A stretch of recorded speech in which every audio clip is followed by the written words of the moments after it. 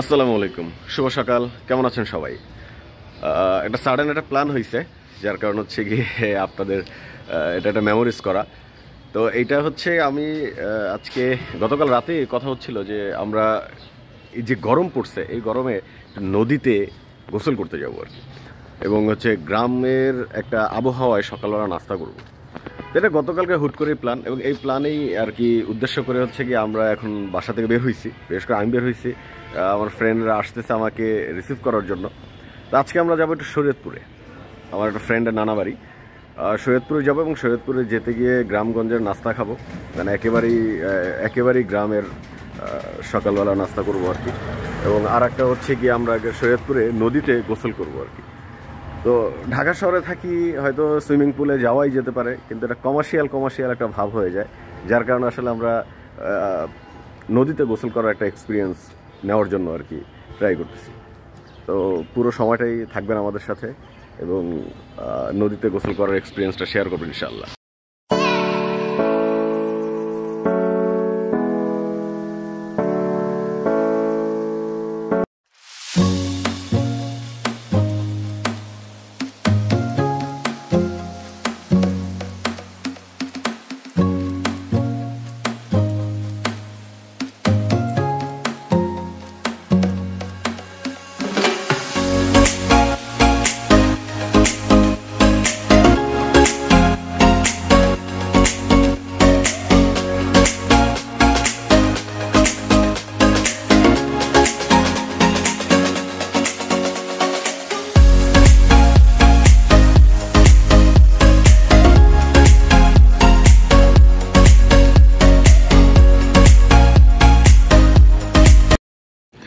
এই জায়গাটা হচ্ছে বাংলাদেশের সবথেকে ক্ষমতাশালী জায়গা। এইখান থেকেই শুরু হয় সব রকম রাজনৈতিক অরাজনৈতিক আলোচনা। এটা এমন একটা পার্লামেন্ট যেখানে জো বাইডেন থেকে শুরু করে একদম রাস্তার ভিখারি সবাইকে নিয়েই কিন্তু এখানে খুব চর্চা হয়, খুবই আলোচনা হয়। তো এখানে এমন কিছু নাই যেখানে এখানে না হয়। বিষয়টা হলো আগে যে সিন্ডিকেটটা ছিল, এই সিন্ডিকেটটা নেই। আগেও কৃষক করতে, এখনও কৃষক করতে।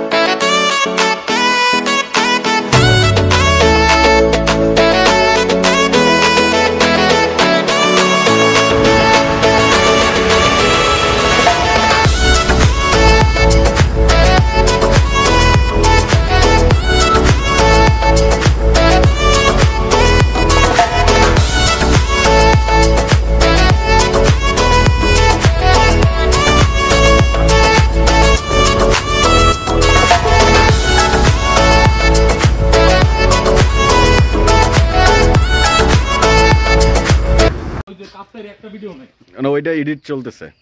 ওই যে 3 বছর আগে ওর বোনের বিয়েতে গেছিলাম, এই ভিডিও পাইছি এইবার ঈদে, বুঝছেন? আমরা মোটামুটি আরো 3 বছর পরে কাপ্তাই ওটা পাই। না, কাপ্তাইয়ের ভিডিও এডিট চলতেছে, প্রথম সেশন।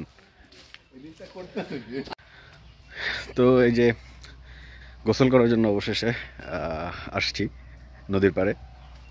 তো এই হচ্ছে আমার পিছনেই নদীটা। হয়তো শরীয়তপুর অনেক দূরে এসে আর কি এই গোসলটা করতেছি।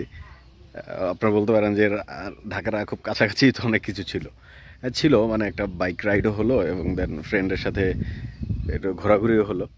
আর গ্রামে এসে, গ্রাম্য পরিবেশে একদম নিজস্ব আত্মীয় স্বজনদের বাসায় এসে গোসল করা বা আনন্দ ফুর্তি করা, এটা আসলে মজাই আলাদা। তো দেখেন, নদীটা আসলে খুব বেশি একটা বড় না, কিন্তু নদীর পানিটা মানে খুবই ক্রিস্টাল ক্লিয়ার।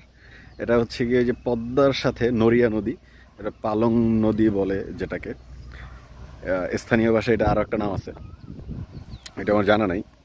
তো এই হচ্ছে নদীটা, যদি দেখাই আপনাদের।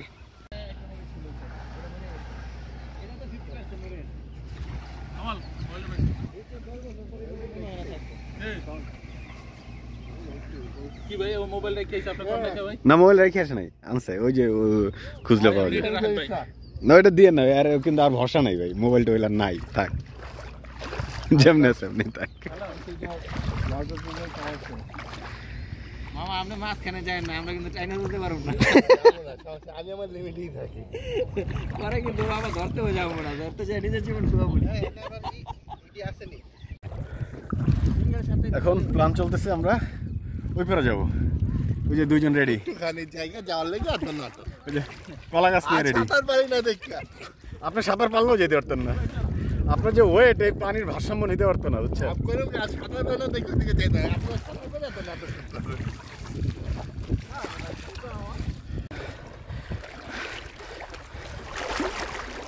কই কই কই কই কই কই কই দুজনে ক্যামেরা দুই দিকে ঘুরে লাইতেছে, ভাই লন লন।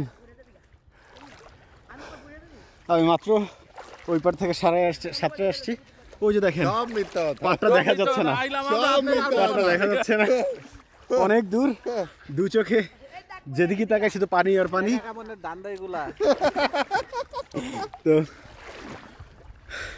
আসলে এই এক্সপিরিয়েন্স, এই আনন্দ, এটা আসলে গ্রামে নদীতে না আসলে আসলে এটা বহির্প্রকাশ পাওয়া যায় না।